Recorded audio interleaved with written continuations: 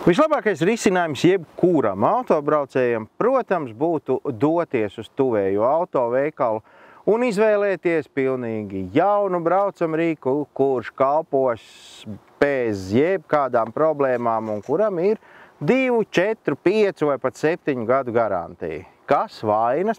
Taču, diemžēl mēs dzīvojam gan tādā zemē, gan tādā laikā, kad drošība par rītdienu nav nekāda. Tāpēc ne visi mēs to varam atļauties. Ja šodien mēs varbūt vēl sakostiem zobiem varam samaksāt tos 300, 400, 500 eiro ikmēneša līzinga maksājumu, tad kur mums ir garantija par to, vai mēs to varēsim jau nākamnedēļ? Labi, nākamnedēļ varbūt, bet pēc gada, pēc 2, pēc 4 un dārgu jaunu automobīlu mēs noteikti ņemsim uz diezgan ilgu laiku šajā līzinga finansējumā.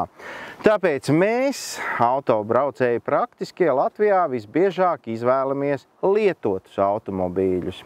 Normāli būtu, protams, sekot principam, jo jaunāks, jo labāks, taču mēs Latvijā pēc visiem statistikas rādījumiem esam tie, kas izvēlās pēc iespējas vecāku, bet galvenais no premium gala. Skaidrs, ka mēs nevaram atļauties, teiksim, 5-gadīgu BMW X5. Daži no mums nenoliedzami var, bet ne visi. Tāpēc pārējie dodās uz placi un meklē kaut ko, kas ir pa kabatai. Šodien mēs tieši runājām ar Car Vertical pārstāvjiem par vienu no populārākiem apvidus automobīļiem, jeb lielās SUV klases automobīļiem, proti par jau manis minēto BMW X5. To ir daudz, un, kas interesanti, tad autobraucēji, kas vēlās šādus te automobīļus, bieži pasūta un iegādājās vēstures atskaiti. Un tas ir apsveicami. 2. vietā ir Audi, 3. vietā, labi, tas vairs nav svarīgi. Un tad manās rokās nonāca kāda atskaite par, šobrīd Latvijā iegādājamu BMW X5 ar 3,5 litru dīzeļmotoru, kurš no konvejer lentes nobrauc tālajā 1000, tik traki nav, 2013. gadā. Tā tad varam teikt 11 gadus vecs automobīlis. 11 gadus vecs automobīlis vispirms ir iegādāts Amerikā. Tātad tas ir bijis paredzēts Amerikas tirgumu, un visticamāk, tad, kad tas ir iebraucis pie mums Latvijā, tam jau ir nomainīti tādas detaļas, kā piemēram luktur, lai tas atbilstu mūsu prasībām. Amerikā tas kalpojas līdz pat pagājušā gada februārim, kad tas iekļuvis diezgan pamatīgā, tādā smukā, varētu teikt, negadījumā. Nekas traģisks, sadauzīts purngals.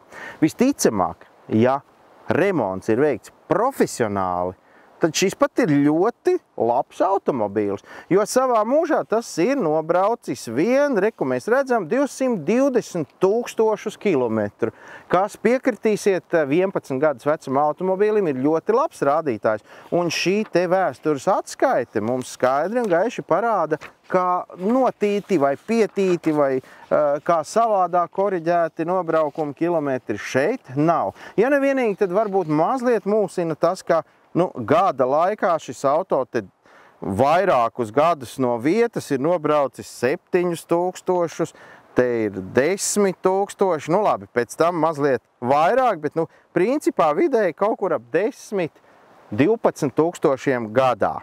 Kam viņiem tur Amerikā tāds BMW X5, ja viņi ar viņu nebrauc? Ar šo te es gribēju parādīt tikai to, ka nav jau tā, ka Latvijā nopērkam tikai slikti automobīļi. Ir arī pietiekami labi, ir pavisam labi. Un, protams, ir tādi, kas galīgi nav labi. Tāpēc es arī šoreiz jums varu ieteikt tikai to, ko es jums iesaku, jau ne pirmo reizi. Pirms doties uz tirgus placi un samaksāt par savu izredzēto automobīlu, nepažēlojiet dažus 10 eiro un iegādājieties Car Vertical vēstures atskaiti, un jūs visu uzzināsiet, tā kā šajā gadījumā pat ar visām bildēm un ar promo kodu, jeb atlaižu kodu Autodroms, jūs varat tikt pie 20% atlaidi šai te vēstures atskaitei.